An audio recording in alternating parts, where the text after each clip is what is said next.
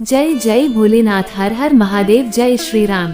दोस्तों, अग्नि पुराण में ऐसा कहा गया है कि अधिक मास में सोना, अश्व, घोड़ा, तेल, हाथी, रथ, भूमि, घर, कन्या और कपिला गाय का दान करना चाहिए। और दान के संबंध में गरुड़ पुराण कहता है कि दान न देने से व्यक्ति दरिद्र होता है और दरिद्र होने के बाद पाप करता है, और इसलिए श्रीमद् भागवत पुराण कहता है कि जीवन के लिए जरूरी संपत्ति, चीजें और धन रख लीजिए। मतलब जितनी आवश्यकता है आपको उतना धन अपने पास रखिए, बाकी अन्य धन और सामग्री का दान करना अत्यंत आवश्यक है। देखिए, धर्म ग्रंथों के मुताबिक कुछ दान का फल हमें इसी जन्म में मिल जाता है तो कुछ दान का फल अगले जन्म में मिलता है। पिछले जन्मों में किए गए दान के फलस्वरूप इस जन्म में बड़े बड़े बदलाव अचानक ही हो जाते हैं। जैसे आपने देखा होगा, कई लोगों को अचानक ही धन मिल जाता है और कहीं से गड़ी हुई संपत्ति मिल जाती है, या फिर कुछ लोग उनके नाम पर धन या फिर जमीन इत्यादि दान कर देते हैं, उनके नाम कर देते हैं। तो ये सब ऐसे ही नहीं होता है। पिछले जन्म में जो दान हम करते हैं उसका फल हमें इस जन्म में इस प्रकार से अचानक संपत्ति के रूप में प्राप्त होता है। नमस्कार दोस्तों, आपके अपने चैनल विकास सनातन धर्म पर आपका बहुत बहुत स्वागत है। और आज की वीडियो में मैं आपसे बात करने वाली हूँ अधिक मास के विशेष दान के बारे में। अधिक मास जो कि 18 जुलाई से प्रारंभ हुआ है, 16 अगस्त को समाप्त होगा। तो इस बीच में जो समय मिल रहा है आपको, यह इतना अधिक पुण्य फल देने वाला है कि अगर आप कोई भी वस्तु दान करते हैं तो उसका फल आपको इस जन्म में तो प्राप्त होगा ही, अगले जन्म में भी प्राप्त होगा। अक्षय पुण्य फल की प्राप्ति होती है इस महीने में दान करने से। अब देखिए, दान तो कई प्रकार के बताए गए हैं, कई सारी चीजों के दान बताए गए हैं। जैसे कि गरुड़ पुराण के अनुसार जल दान करने से तृप्ति मिलती है, अन्न दान करने से अक्षय सुख की प्राप्ति होती है, तिल का दान करने से संतान सुख की प्राप्ति होती है, और भूमि का दान करने से मनचाही चीजें मिल जाती हैं। घर का दान अगर आप करते हैं तो उत्तम भवन की प्राप्ति होती है, और चांदी का दान करने से अच्छा रूप मिलता है, सौंदर्य मिलता है। इसके साथ ही बहुत जरूरी है ये जानना कि दान हमेशा अपने सामर्थ्य के अनुसार करना चाहिए। मतलब जो आपकी सामर्थ्य में हो वही चीज, उतनी ही चीजें दान कर सकते हैं, लेकिन दान करना जरूर चाहिए। आपकी जितनी भी सामर्थ्य उसी के अनुसार दान कीजिए, क्योंकि विष्णु धर्म उत्तर पुराण के मुताबिक अधिक मास में अगर हम दान करते हैं, जो भी वस्तु दान करते हैं उसका 10 गुना फल हमें प्राप्त होता है। जैसे मान लीजिए कि आप किसी को 1 रुपए दान करते हैं तो आपको 10 रुपए के बराबर का फल प्राप्त होता है। तो इस महीने में आपकी जितनी भी सामर्थ्य उसके अनुसार आप दान कर सकते हैं। कुछ विशेष वस्तुएं जो कि बहुत आसानी से आपके पास उपलब्ध हैं, मतलब हर कोई दान कर सकता है, ऐसी वस्तुएं मैं आज आपसे इस वीडियो में शेयर करने वाली हूँ। और शास्त्रों में वर्णित वस्तुएं हैं, तो आप लोग इन वस्तुओं का दान अवश्य कीजिए। दोस्तों, जैसे कि अधिक मास चल ही रहा है तो दान अगर आप करना चाहे तो वैसे तो प्रतिदिन ही कर सकते हैं, लेकिन अगर आप हर रोज नहीं कर पाते हैं तो किसी भी दिन 1 दिन भी दान कर सकते हैं। या फिर जैसे कि अगर आपके पास समय न हो तो ऐसे में आप सप्ताह में 1 दिन भी दान कर सकते हैं। मतलब जिस भी तरह से आपको संभव हो, मतलब एक बार भी अगर आप इस महीने में दान कर देते हैं तो भी भगवान श्री विष्णु की कृपा आपको प्राप्त हो जाती है। तो किन चीजों का दान इस समय में करना चाहिए, सबसे पहले ये जान लेते हैं दान की विधि क्या है और दान कितनी वस्तुओं का करना चाहिए। देखिए, पौराणिक शास्त्रों के अनुसार पुरुषोत्तम मास में प्रतिदिन 33 चीजें दान करनी चाहिए। मतलब कोई भी वस्तु 33 की संख्या में आप दान कर सकते हैं, और दान करते समय 33 नाम भगवान श्री कृष्ण के बोलने चाहिए। मतलब एक एक वस्तु भगवान के पास अर्पित कीजिए और उसके साथ भगवान श्री विष्णु के एक नाम का स्मरण कीजिए। इस प्रकार से 33 नाम भगवान विष्णु के बोलते हुए और उन्हें ही ये वस्तुएं अर्पित की जाती है। वैसे इसका क्या फल बताया है ये भी सुन लीजिए। देखिए, इस प्रकार से अगर आप प्रतिदिन 33 चीजें दान करते हैं भगवान श्री कृष्ण के 33 नाम बोलते हुए, तो इससे लक्ष्मी की प्राप्ति होती है, मतलब धन की प्राप्ति होती है, पुत्र की प्राप्ति होती है, सुख समृद्धि बढ़ती है, नाम यश बढ़ता है। और भगवान श्रीहरि विष्णु की असीम कृपा प्राप्त होती है। इस सावन के अधिक मास के पवित्र महीने में व्रत करने से, उपवास करने से, पूजा और दान जैसे शुभ काम करने से परिवार सहित सभी पर भगवान श्री कृष्ण की कृपा बनी रहती है। इसलिए इस महीने में 33 चीजों का दान करने का महत्व बताया गया है। अब ये चीजें कौन सी होनी चाहिए, ये पूरी तरह से आपके ऊपर निर्भर करता है।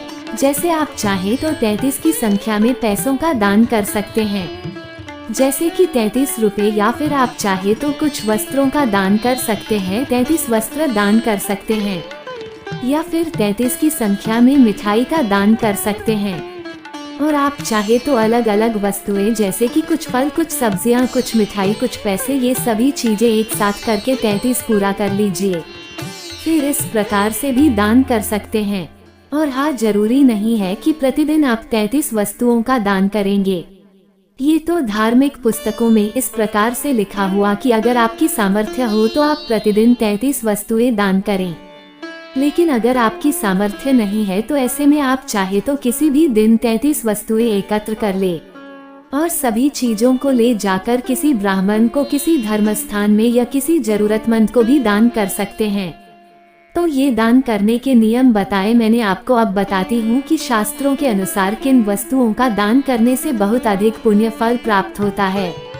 मतलब कौन सी वस्तुएं आप 33 की संख्या में अगर दान करते हैं तो इससे कौन सी मनचाही कामना पूर्ण होती है।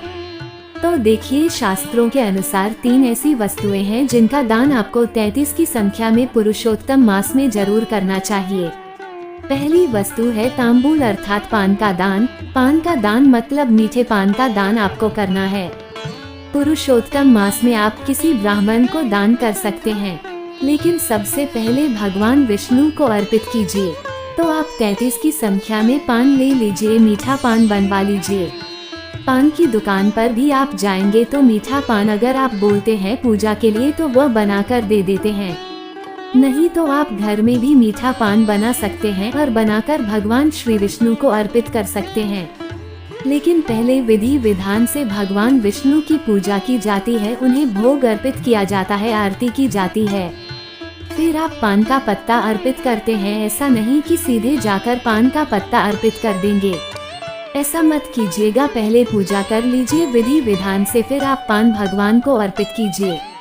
एक बड़े से पात्र में 33 पान रख दीजिए और फिर यह पान का बीड़ा जब भगवान को भोग लग जाता है, इसके बाद प्रसाद स्वरूप आप चाहे तो एक आठा अपने घर में भी रख सकते हैं, या फिर सारे पान के पत्ते, सारे मीठे पान जो है वो आप किसी ब्राह्मण को, किसी धर्म स्थान में किसी पुजारी को दान कर सकते हैं।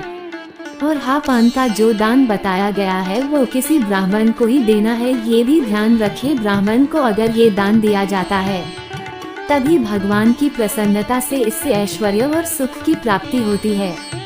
तो अधिक मास में आप किसी भी दिन 33 पान का बीड़ा भगवान को अर्पित करके किसी ब्राह्मण को दान कर दीजिए। और अधिक मास का दूसरा दान बताया गया है दीपदान। अब देखिए, शास्त्रों के अनुसार दीपदान करना अत्यंत ही श्रेष्ठ माना गया है। अधिक मास में दीपदान से व्रत और तीर्थ यात्रा का पुण्य फल मिल जाता है। मान लीजिए कि आप पूरे महीने में व्रत नहीं कर पाते हैं, किसी तीर्थ यात्रा में नहीं जा पाते हैं। जैसा कि अधिक मास का नियम है कि कम से कम 1-2 दिन के लिए ही सही पर किसी न किसी तीर्थ यात्रा में अवश्य जाना चाहिए। मान लीजिए नहीं जा पाते हैं आप, तो ऐसे में दीपदान अवश्य कीजिए। दीपदान करने से दरिद्रता दूर होती है। दीपदान करने से आपके बंधन खुल जाते हैं। दीपदान करने से अंधेरे में, मतलब अगर आप बहुत अधिक परेशानी में गिरे हैं, संघर्ष से गिरे हैं, तो उससे बाहर निकलने का रास्ता आपको मिल जाता है। और शास्त्रों के अनुसार इस दान से, यानी कि दीप दान करने से सभी तीर्थों का पुण्यफल प्राप्त हो जाता है। तो इस पवित्र महीने में, यानी कि अधिक मास में, किसी भी दिन मंदिर में, गौशाला में, नदी के किनारे, मतलब जलाशय के किनारे, जैसे तालाब इत्यादि हो, आपके घर के आसपास कोई पोखर हो या फिर कोई भी पवित्र जल का स्रोत हो, तो वहां जाकर दीप दान करना चाहिए। ऐसा न हो तो घर के बाहर भी कर सकते हैं। घी या फिर तिल जो भी आपके पास उपलब्ध हो, उसी से दीपदान कीजिए, लेकिन दीपदान अवश्य कीजिए। अब जैसे कि इसमें बताया गया है कि 33 दीप दान करना चाहिए, आप चाहे तो इस पूरे महीने में 33 की संख्या में दीपदान का संकल्प ले सकते हैं या हर रोज आप एक दीपदान कर सकते हैं। और जैसे कि बाकी दिन जो बचे हुए हैं उसके दीपक आप एक ही दिन प्रज्वलित कर सकते हैं। मतलब पूरे महीने में 33 की संख्या में दीपदान हो जाए, इस बात का ध्यान रखें। आप चाहे तो किसी एक दिन भी 33 दीपक दान करके किसी मंदिर में जा सकते हैं या फिर जलाशय के किनारे या किसी तीर्थ स्थल पर या फिर अपने घर में भी भगवान श्री विष्णु के सामने, तुलसी के सामने, इस प्रकार से जैसी भी सुविधा आपके पास उपलब्ध हो, जैसे भी संभव हो, आप किसी भी एक दिन 33 की संख्या में दीपदान कर सकते हैं या फिर प्रतिदिन भी दीपदान का नियम लेकर 33 के संख्या में दीपक पूरा कर सकते हैं। और अब बात करते हैं तीसरे दान को, जो कि बहुत श्रेष्ठ माना गया है पुरुषोत्तम मास में। देखिए, पुरुषोत्तम मास का जो तीसरा उपाय बताया गया है वो मालपुआ कटान बताया गया है। पुरुषोत्तम मास में मालपुआ दान करने का बहुत अधिक महत्व माना गया है। शास्त्रों के अनुसार इस महीने में हर रोज मालपुआ का दान करना चाहिए। और मालपुआ बनाना कैसे है? गुड़ और घी से, मतलब आटा, शुद्ध घी और गुड़, इन तीनों चीजों को मिलाकर आपको मालपुआ बनाना है और इसे फिर किसी साफ बर्तन में रखकर और बर्तन सहित किसी जरूरतमंद को दान करना चाहिए, ऐसा शास्त्रों में कहा गया है। लेकिन अगर आप बर्तन सहित नहीं भी कर पाते हैं तो मालपुआ का दान तो कर ही सकते हैं। आप चाहे तो प्रतिदिन 33 मालपुआ का दान कर सकते हैं या पूरे महीने में किसी भी एक दिन कर सकते हैं। शास्त्रों में ऐसा लिखा गया है कि अगर आप प्रतिदिन नहीं कर पाते हैं तो ऐसे में कृष्ण पक्ष की चतुर्दशी तिथि, नवमी तिथि और अष्टमी तिथि को जरूर कीजिए। मतलब पूरे अधिक मास में 3 दिन आप मालपुआ का दान कर सकते हैं। अगर आप ये भी नहीं कर पाते हैं, मतलब 3 दिन नहीं कर पाते हैं मालपुआ का दान, तो एक दिन तो जरूर कर दीजिए। किसी भी एक दिन आप 33 मालपुआ बना लीजिए, भगवान को भोग अर्पित कीजिए और श्री विष्णु को भोग अर्पित करते समय 33 बार भगवान श्री विष्णु के नाम का स्मरण कीजिए। आप चाहे तो किसी एक नाम को भी 33 बार बोल सकते हैं या फिर 33 नाम भगवान श्री विष्णु के अलग अलग 33 नामों का जप करते हुए और अब भोग अर्पित कीजिए मालपुआ का। फिर ये मालपुआ आप चाहे तो किसी पात्र में भरकर या फिर किसी मिट्टी के बर्तन में रखकर भी किसी जरूरतमंद को दान कर सकते हैं। तो ये 3 चीजें जिनका दान आपको अधिक मास में जरूर करना है। तो शास्त्रों में मालपुआ, दीप दान और तांबूल दान को बहुत श्रेष्ठ माना गया है, बहुत आवश्यक माना गया है। इन 3 चीजों से हर प्रकार की कामना आपकी पूर्ण हो जाती है। तो इस पूरे महीने में, पूरे अधिक मास में किसी भी एक दिन आप चाहे तो दान कर सकते हैं या फिर प्रतिदिन का नियम भी लेकर 33 चीजें पूरी कर सकते हैं। अतः अगर आपके घर में भगवान श्री विष्णु विराजमान है किसी भी स्वरूप में, चाहे शालिग्राम के स्वरूप में या लड्डू गोपाल के स्वरूप में, तो आप प्रतिदिन मालपुआ बनाकर भी उन्हें आप भोग अर्पित कर सकते हैं। या किसी भी दिन, जैसे कि अधिक सावन मास चल रहा है, तो इस बीच में किसी दिन आप मालपुआ बनाकर भगवान को भोग अवश्य अर्पित कीजिए। फिर इसका प्रसाद आप स्वयं भी ग्रहण कर सकते हैं और कुछ चीजें आप दान में भी दे सकते हैं। तो दोस्तों, उम्मीद करती हूँ आज के वीडियो से आपको लाभ अवश्य होगा। अच्छी लगी हो वीडियो को लाइक करने के साथ ही शेयर भी शुरू कर दीजिए।